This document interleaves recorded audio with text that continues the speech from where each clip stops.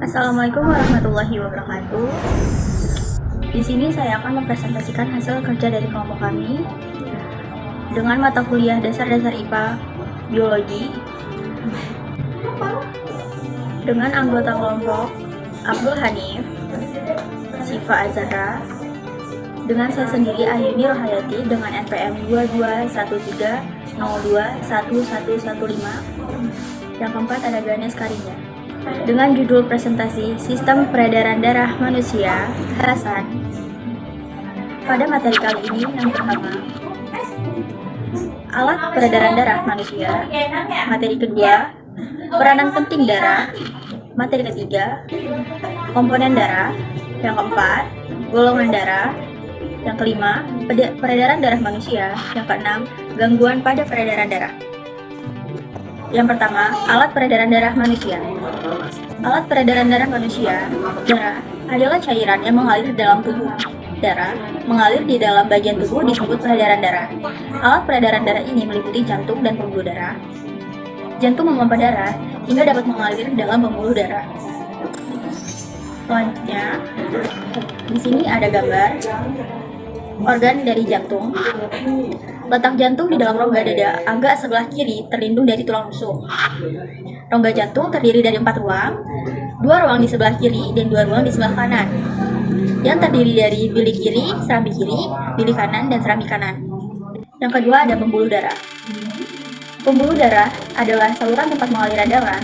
Ada 3 macam pembuluh darah, yaitu pembuluh darah arteri, pembuluh darah vena, dan pembuluh darah kapiler. Pengertian dari arteri adalah pembuluh darah yang mengalirkan darah keluar dari jantung. Pembuluh arteri yang paling besar disebut aorta. Yang kedua, vena adalah pembuluh darah yang mengalirkan darah masuk ke dalam jantung. Yang ketiga ada pembuluh kapiler, adalah pembuluh darah yang berukuran sangat kecil, merupakan tempat pertukaran berbagai jenis zat dengan sel-sel tubuhnya. Selanjutnya, perbedaan antara pembuluh arteri dengan pembuluh vena. Yang pertama, pembuluh arteri berfungsi mengalirkan darah keluar dari jantung, sedangkan pembuluh vena berfungsi mengalirkan darah masuk ke dalam jantung. Yang kedua, pembuluh arteri mengalirkan darah yang mengandung oksigen kecuali arteri paru-paru, sedangkan pembuluh vena mengalirkan darah yang mengandung karbon dioksida kecuali vena paru-paru. Yang ketiga, ada aliran darah lebih cepat. Menurut pembuluh vena, aliran darah tidak secepat di pembuluh arteri. Pembuluh arteri yang keempat, letak pembuluh jauh dari permukaan tubuh, sedangkan pembuluh vena letak pembuluh dekat dengan permukaan tubuh. Yang kelima, pembuluh arteri, dinding pembuluh tebal, kuat, dan elastis, sedangkan pembuluh vena, dinding pembuluh tipis dan kurang elastis. Yang keenam, pembuluh arteri denyutannya terasa, sedangkan pembuluh vena denyutnya tidak terasa. Dan yang terakhir ada dari pembuluh vena, yaitu hanya memiliki satu katup dekat dengan jantung, sedangkan pembuluh vena, katup terdapat di sepanjang pembuluh. Baik, materi yang kedua ada peran penting darah.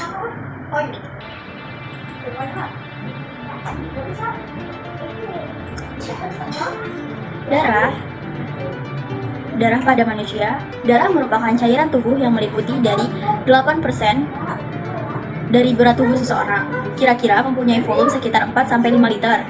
Dalam tubuh manusia, darah berperan sebagai yang pertama, sebagai alat pengangkut zat-zat makanan, air, dan oksigen ke seluruh jaringan tubuh. Yang kedua, sel darah merah membawa karbon dioksida dan zat-zat sisa metabolisme menuju alat-alat ekskresi. Yang ketiga, mengangkut hormon dari kelenjar endokrin ke bagian tubuh tertentu.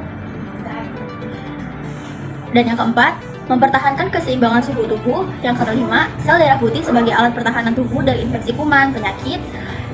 Dan yang terakhir, darah mengedarkan enzim-enzim dan mengedarkan air ke seluruh tubuh.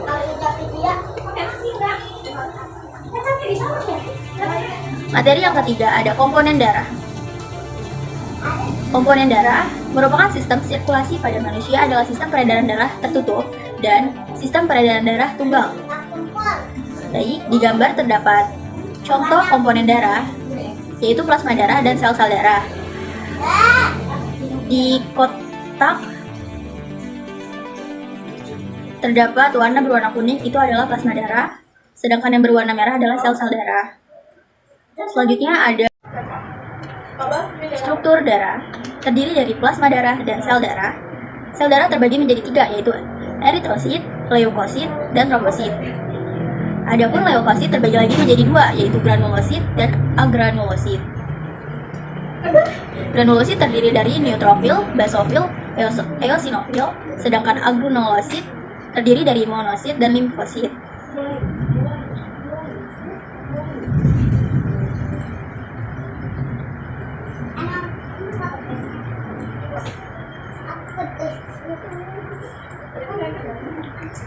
Agranulosit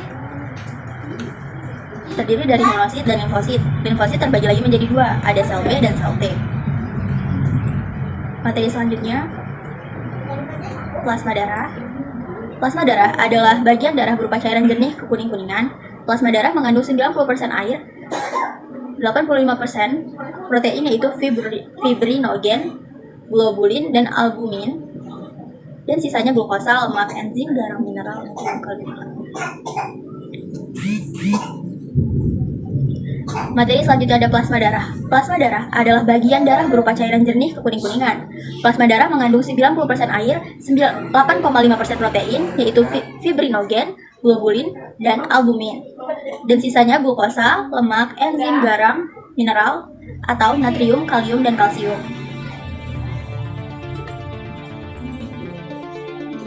Sel darah. A. Eritrosit. Di sini terdapat gambar struktur eritrosit yang berbentuk bikonkav. Selanjutnya ada sel darah. Sel darah terdiri dari eritrosit. Di sini terdapat gambar struktur eritrosit yang berbentuk bikonkav. Eritrosit atau sel darah merah memiliki ciri-ciri sebagai berikut. Yang pertama, berbentuk pipih. Yang kedua, tidak berinti. Dan yang ketiga, cekung bikonkav. Pada eritrosit terdapat hemoglobin atau Hb yang berfungsi mengikat oksigen dan CO2 serta mengedarkannya ke seluruh tubuh.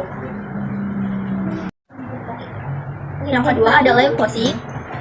Terdapat gambar dari masing-masing leukosit, yaitu yang pertama ada neutrofil, basofil, eosinofil, monosit, limfosit B, dan limfosit T. Leukosit atau sel darah putih ciri-cirinya sebagai berikut. Yang pertama, berbentuk tidak tetap. Yang kedua, berinti. Yang ketiga, tidak berwarna. Leukosit bersifat amoebid atau dapat bergerak. Fungsinya membunuh kuman penyakit.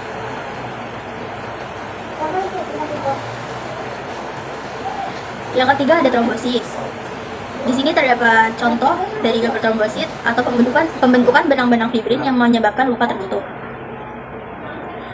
Adapun skema proses pembukuan darah, mulai dari trombosit mengeluarkan trombokinase menuju protrombin, menghasilkan vitamin K. Adapun skema proses pembukuan darah, trombosit mengeluarkan trombokinase menuju vitamin K, lalu mengeluarkan protrombin menuju ion CA2- ke trombin, menjadi fibrinogen menuju fibrin.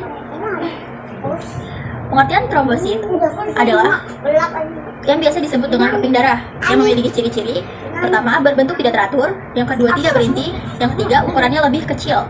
Fungsinya membantu proses pembekuan darah. Materi keempat yaitu golongan darah. Golongan darah dan unsur pokok aglutinogen serta aglutinin. Golongan darah yaitu O, aglutinogennya tidak terdapat, aglutininnya A dan B. Golongan darah A, aglutinogennya A, aglutininnya B.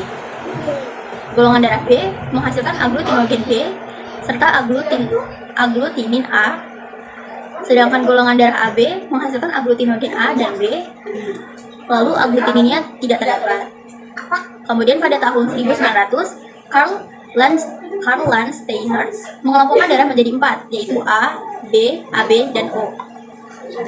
Lalu di sini ada uji serum golongan A, B, AB, dan O. Bisa diperhatikan lagi gambarnya. Untuk tanda merah yang kecil itu terjadi aglutinasi atau penggumpalan, sedangkan tanda merah besar tidak terjadi aglutinasi atau penggumpalan. Yang kelima ada peredaran darah manusia.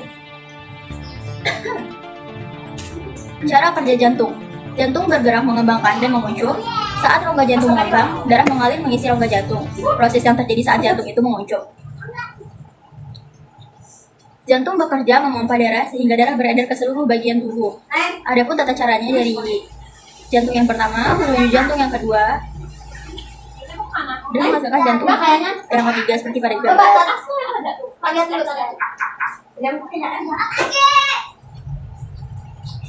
Yang kedua ada peredaran darah manusia. Berdasarkan arah alirannya, peredaran darah manusia dibagi menjadi dua, yaitu A. Peredaran darah besar. Peredaran darah dari jantung ke seluruh bagian tubuh kemudian kembali ke jantung. Yang kedua, B. Peredaran darah kecil. Jalur peredaran darah kecil lebih pendek daripada peredaran darah dari jantung milik kanan, mengalir ke paru-paru dan kembali lagi ke paru-paru. Salah. Yang kedua ada peredaran darah kecil. Jalur peredaran darah kecil lebih pendek daripada peredaran dan dari jantung milik kanan, mengalir ke paru-paru dan kembali ke jantung.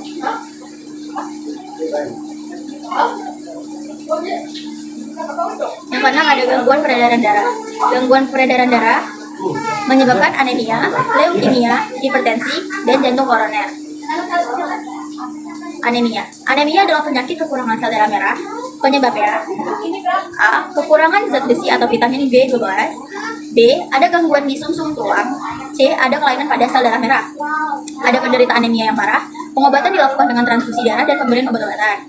Sedangkan leukemia atau kanker darah adalah penyakit kelebihan produksi sel darah putih. Yang ketiga, gangguannya yaitu hipertensi. Jika tekanan darah seseorang melewati tekanan darah normal 120/80 mm atau hektogram, maka ia menderita tekanan darah tinggi atau hipertensi. Hipertensi disebabkan oleh faktor keturunan, kurang berolahraga, atau kelebihan berat badan, yaitu obses. Bisa disebut obses.